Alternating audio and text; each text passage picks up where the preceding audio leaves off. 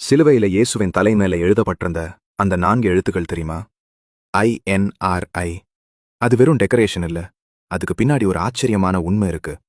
INRIனா என்ன தெரியுமா?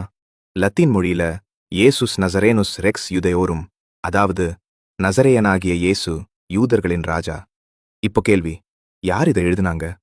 ரோமானிய ஆளுநர் பிலாத்து. அவரோட நோக்கம் என்ன தெரியுமா? கேலி. ஒரு ஏழை தச்சன் சிலுவையில மரிக்கிறவன் அவனை ராஜான்னு எழுதுறது அவருக்கு அது ஒரு நகைச்சுவை. ஆனா யாருக்கு இது நகைச்சுவை இல்ல தெரியுமா? யூத தலைவர்கள். அவங்க உடனே பயந்துட்டாங்க.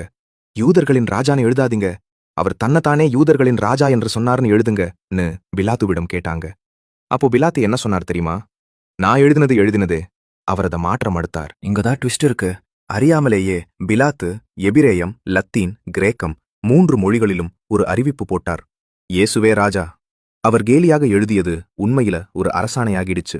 அவர்கள் நினைத்தது அவமானம், ஆனா அது அதிகாரப்பூர்வ அறிவிப்பு.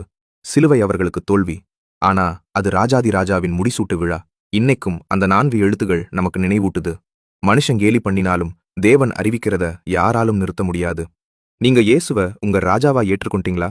அப்படின்னா கமெண்ட்ல இயேசுவே என் ராஜான்னு எழுதுங்க.